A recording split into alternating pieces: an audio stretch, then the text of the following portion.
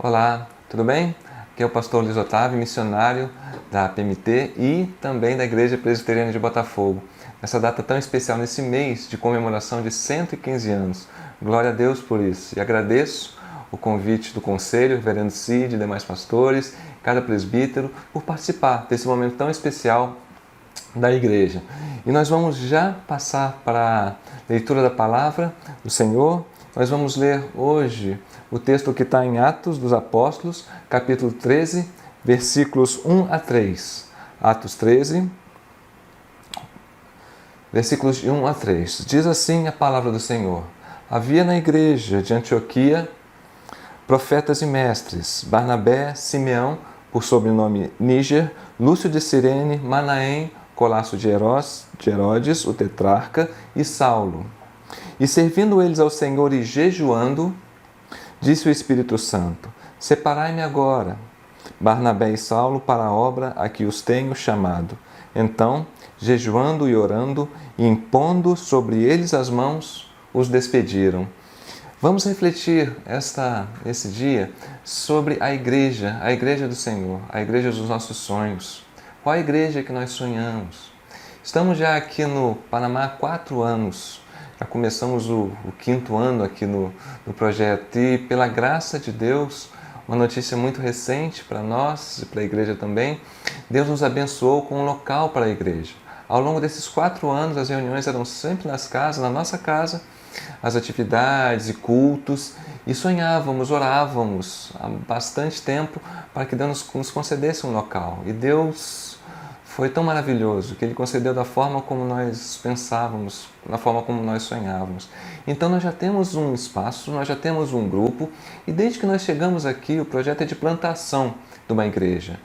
Aliás, mais do que isso, plantação de uma denominação, porque não existe no Panamá a igreja presbiteriana.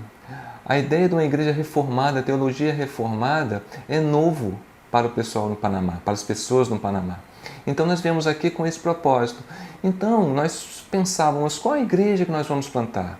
Eles não têm referência da teologia reformada. Como vai ser essa igreja? Então nós orávamos e pensávamos e refletíamos.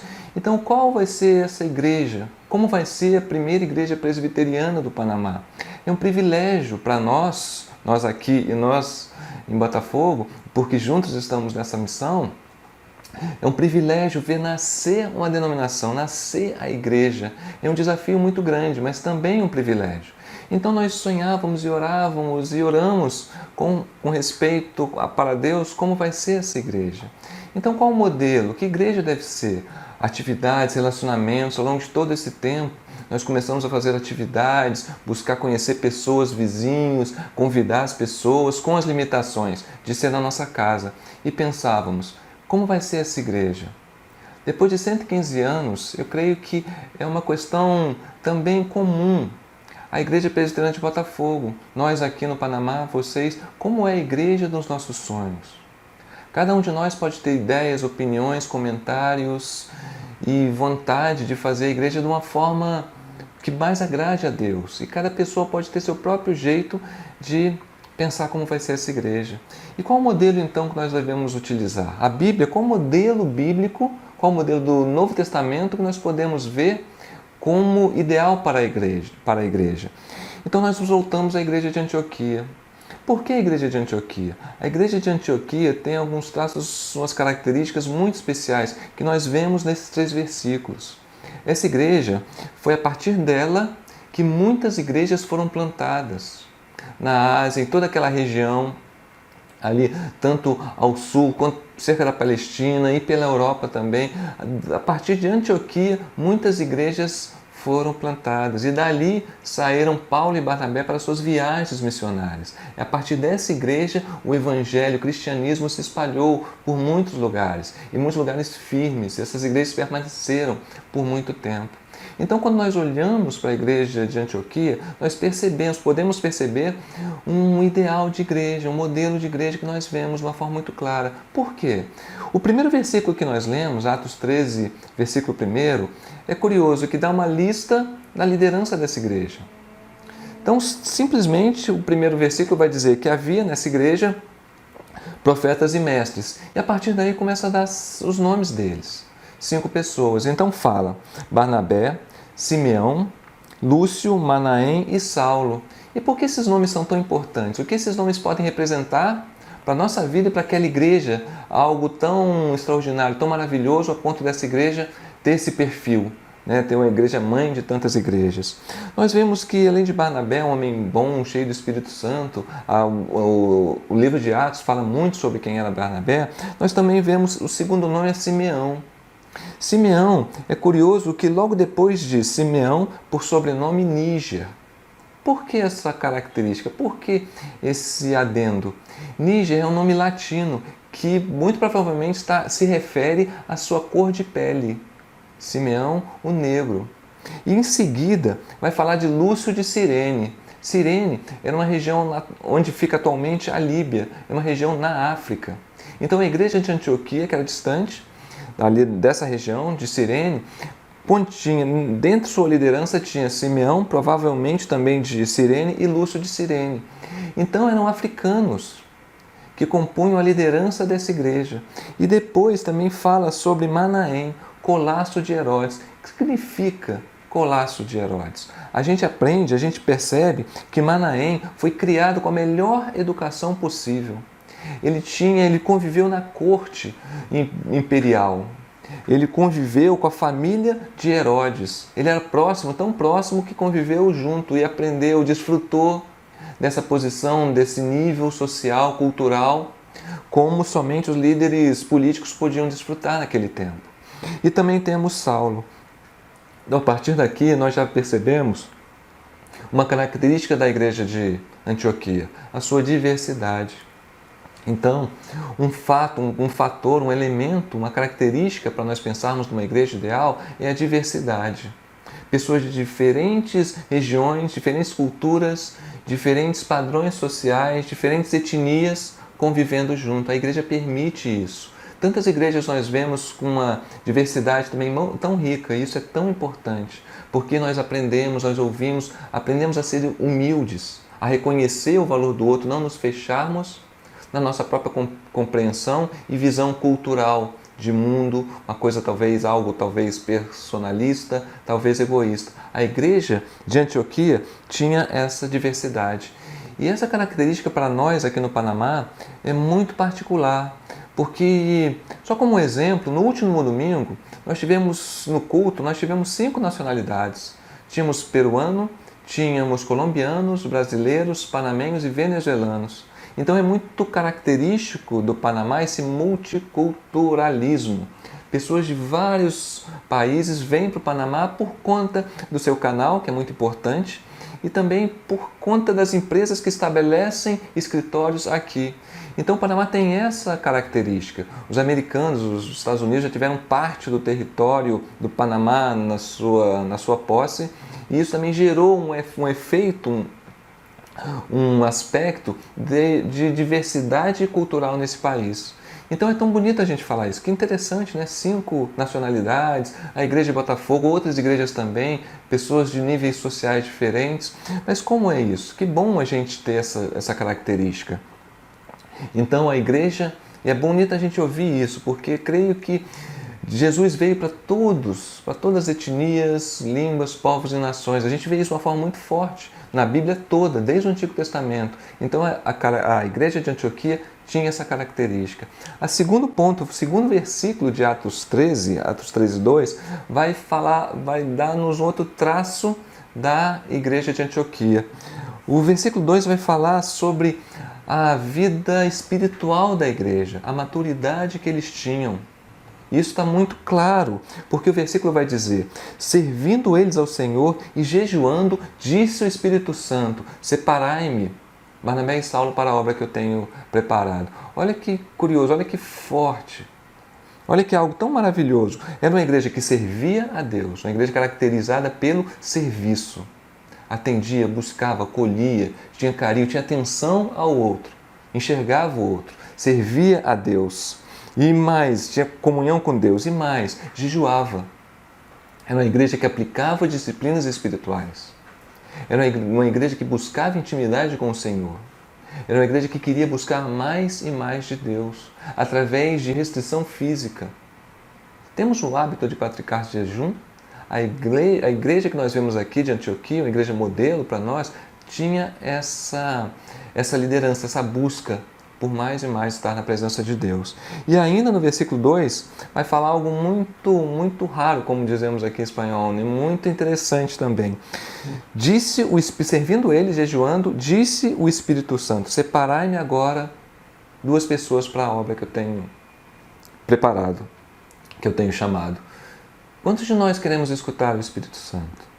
Quantos de nós queremos saber o que Deus tem para as nossas vidas? A igreja de Antioquia tinha essa percepção muito clara.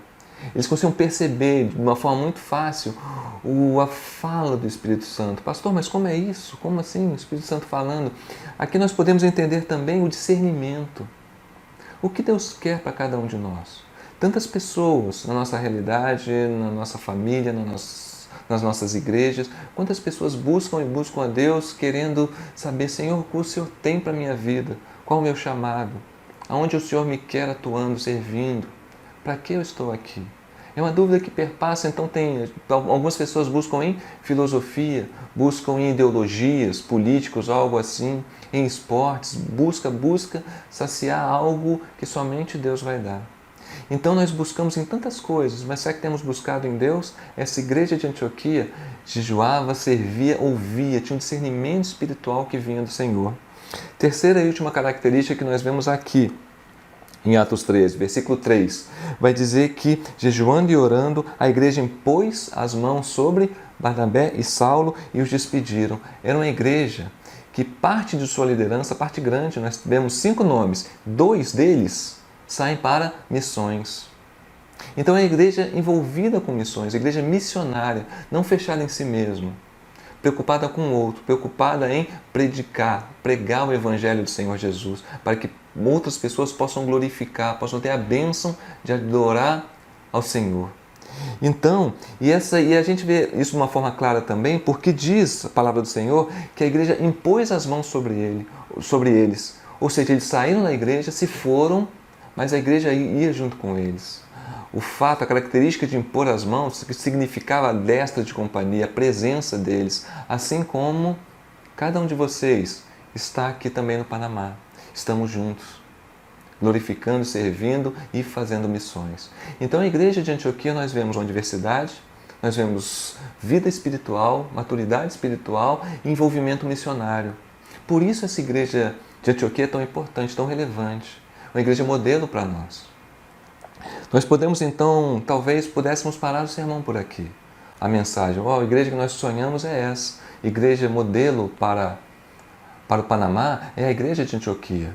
Nossa, que fantástico. Então nós já sabemos qual modelo que nós queremos, qual o modelo bíblico, aqui de Atos dos Apóstolos. Então nós podemos parar por aqui. Mas talvez a pergunta que fique no nosso coração, no meu coração, no seu coração, como chegar lá? Como alcançar esse sonho? E como a igreja de Antioquia chegou a estar nesse estágio? Talvez nós podemos pensar que a igreja de Antioquia simplesmente apareceu. Caiu do céu, assim, de repente as pessoas eram maduras espiritualmente, já tinham diversidade e já tinham visão missionária. Como isso acontece na nossa vida? Como isso pode acontecer no Panamá, acontece em Botafogo, em outros lugares? Como chegar a que o sonho, o que nós sonhamos, o que nós oramos, se realmente concretize? Muitas vezes algumas pessoas podem ter receio de perguntar a palavra, perguntar a Deus, como chega até lá, pastor? Como essa igreja se tornou tão especial? Então vamos perguntar a palavra, vamos buscar essas informações, vamos diante do Senhor perguntar e descobrir por quê. Averiguar por que essa igreja era tão especial. Vamos ler mais um texto, volte sua Bíblia, aí vire a página para o capítulo 11 de Atos dos Apóstolos. Nós vamos ler mais um texto, Atos 11, de 19 a 26. Diz assim a palavra do Senhor, Atos 11, 19 a 26. Então, os que foram dispersos por causa da tribulação que sobreveio a Estevão, se espalharam até a Fenícia, Chipre e Antioquia, anunciando a ninguém a palavra, senão somente aos judeus. Alguns deles, porém, que eram de Chipre e de Cirene, e que foram até onde? Antioquia, falavam também aos gregos, anunciando-lhes o evangelho do Senhor Jesus. A mão do Senhor estava sobre eles, estava com eles, e muitos crendo se converteram ao Senhor. A notícia a respeito deles chegou aos ouvidos da igreja que estava em Jerusalém, e enviaram Barnabé até Antioquia. Tendo ele chegado em Antioquia e vendo a graça de Deus, alegrou-se e exortava a todos a que, com firmeza de coração, permanecessem no Senhor. Porque era homem bom, cheio do Espírito Santo e de fé, e muita gente se uniu ao Senhor. E partiu Barnabé para Tarso à procura de Saulo. Tendo encontrado, levou-o para Antioquia, e por todo um ano se reuniram naquela igreja e ensinaram a numerosa multidão. Em Antioquia foram os discípulos pela primeira vez chamados cristãos. Então nós voltamos um pouquinho e vemos como era a igreja de Antioquia. A primeira característica que nós vemos lá em Atos 13 foi de diversidade. Era uma igreja, quando começou a dispersão dos cristãos, eles buscaram não apenas os judeus, mas eles pregavam a palavra para os gregos. Eles tinham essa visão mais ampla de buscar outras pessoas, outras culturas, não tinha essa reserva, esse egoísmo. Tantas vezes nós dizemos que somos abertos à diversidade, mas nos tornamos egoístas. Fazemos da igreja grupos com os quais nos identificamos politicamente, talvez por esporte ou alguma coisa, faixa etária. Pessoas, não, vou me identificar, vou ficar nesse grupo aqui. Nesse grupo pequeno, nessa comunidade, aqui eu estou bem, aqui eu estou feliz, não preciso conviver com tanta gente não. Que curioso, isso pode ser muito comum nas nossas vidas também, não só na igreja. Mas a igreja de Antioquia buscava outras pessoas e mais. E foi nessa igreja de Antioquia, quando Barnabé foi lá e viu o que estava acontecendo, dali ele foi atrás de Saulo. Saulo, o grande perseguidor dos cristãos. Aquele que consentiu, sim, na morte de Estevão. Paulo, será que nós teríamos esse acolhimento? E a igreja de Antioquia acolheu e recebeu Paulo e em pouco tempo ele foi alçado à liderança. Será que nós acolhemos também? Será que nós acolheríamos Saulo nas nossas vidas como amigo, como irmão na igreja? Uma pessoa com uma fama tão ruim, tão difícil. Será que nós temos essa abertura? Falar de diversidade pode ser bonito no discurso. Mas nós somos acolhedores, carinhosos, ou se a pessoa apresenta talvez algum discurso com erros de português, ou uma roupa que não está na moda, ou se talvez o cheiro. Quantas coisas nós estabelecemos ou criamos para distanciar-nos de algumas pessoas, não? Mas a igreja de Antioquia acolheu Saulo e olhava para os gregos. Por isso, essa diversidade não era só algo de discurso, não era só abstrata, mas eles realmente buscavam servir a Deus com um olhar ao outro. Qual a segunda característica que nós vimos lá em Atos 13? Era uma igreja com maturidade espiritual, com vida com Deus. Como se alcança isso, pastor? Como se alcança isso? Tem dois elementos que nós vemos aqui nesse texto de Atos 11, tanto no versículo 23 quanto no versículo 26, que talvez deem uma pista de como se alcança essa maturidade espiritual. Diz a palavra de Deus que Barnabé chegou, se alegrou com a igreja e exortava. Ele chegou lá não feliz, satisfeito, não, vocês estão muito bem, aplausos. Ele chegou lá e exortava a igreja. A igreja recebia a exortação de Barnabé, para que todos com firmeza de coração permanecessem no Senhor. Não, já estamos bem, pastor, a igreja aqui está maravilhosa. Então Barnabé exortava, permaneçam firmes, coração firme no Senhor, não esmoreçam, sigam assim, exortação. Estamos abertos a receber exortação, já estamos satisfeitos com o nosso nível espiritual. E mais, versículo 26 vai dizer algo também que os levou à maturidade. Diz o versículo 26. Por todo um ano se reuniram naquela igreja e ensinaram numerosa multidão, Barnabé e Saulo. Por todo um ano reuniu aquela igreja e estudavam. Eles ensinavam a igreja. A igreja era aplicada no estudo, buscava a palavra, buscava oração. E não era só a liderança. Não, eu não gosto muito de estudar, pastor. Tem outras coisas que eu gosto mais. Tem liderança para isso. Eles podem estudar. Não, mas a Bíblia vai falar que por todo um ano, numerosa multidão, parece um pleonasmo, numerosa multidão se reunia para aprender. Numerosa multidão.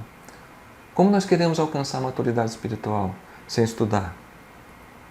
Sem ouvir talvez mensagens, livros, pessoas, ensino, conselhos de pessoas mais maduras. Como? Queremos realmente maturidade espiritual, discernimento de espírito, escutar o que o Espírito Santo diz ao nosso coração, como perceber a atuação de Deus na nossa vida, sem estudo, sem busca.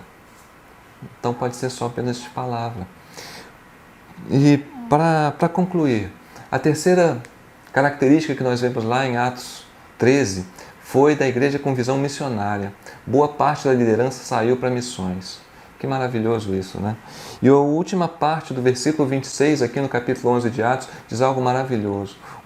Uma das afirmações mais bonitas do Novo Testamento, algo precioso. Diz assim, final do versículo 26, em Antioquia foram os discípulos pela primeira vez chamados cristãos. Em Antioquia foram pela primeira vez os discípulos chamados cristãos. Ou seja, era uma igreja com visão missionária, aberta ao outro. A liderança saía. Recentemente teve eleição na igreja de Botafogo, né, para diáconos. Imagina, eles acabaram de entrar, vamos para missões. Talvez não, mas fique aqui, a gente precisa de vocês. Não, mas Barnabé e Saulo foram para suas viagens, né? E, ou seja, aqui fala em Atos 11, né? Pela primeira vez chamados cristãos. Nós somos realmente cristãos. Nós somos realmente seguidores de Cristo, os que imitam Cristo, ou nós somos simpatizantes do Evangelho?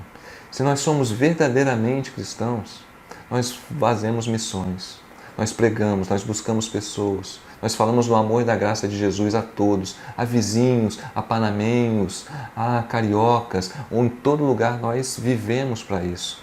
Missões, visão missionária faz parte da identidade da igreja, identidade do cristão. Se nós não temos essa visão missionária, o que somos? Um clube? Uma sociedade? Pela primeira vez eles foram chamados, foram identificados como cristãos. Por quê? Porque tinham essa visão. Porque saíam. Glória a Deus pela visão missionária da Igreja Presbiteriana de Botafogo. Estamos juntos aqui no Panamá. E que possamos sonhar mais e mais com a igreja. Que podemos realmente viver essa igreja, viver esse cristianismo, acolhendo o outro, olhando para o outro. E mais, buscando ao Senhor, estudando, aprendendo de Deus e saindo para proclamar o Evangelho. Deus abençoe a cada um de nós e que mais 115 anos venha para a igreja, querida Igreja Presbiteriana de Botafogo. Vamos orar uma vez mais? Oremos. Obrigado, Senhor, por essa manhã tão maravilhosa, Senhor. Obrigado por esse dia que o Senhor nos dá. Ó, Senhor, sonhamos tanto, Senhor, com nossas igrejas, nossas vidas, Pai. Ó, Senhor, que esses sonhos se cumpram, Senhor. Busquemos no Senhor um modelo, Pai, de vida, de igreja, Senhor. Uma igreja aberta, Senhor, uma igreja para o outro, Senhor. Ó, Pai, que não haja restrições, Senhor, preconceitos. Ó, Pai, que possamos crescer no conhecimento do Senhor, com jejum, Senhor, com estudo, Senhor. E que sejamos missionários onde estivermos, Senhor, proclamando, sendo testemunho, Senhor, praticando o testemunho vivo de Jesus, do que Ele fez por nós. Ó, Senhor, louvado seja o Teu nome. No nome de Jesus. Amém. Muito obrigado, querida igreja. Um abraço a todos.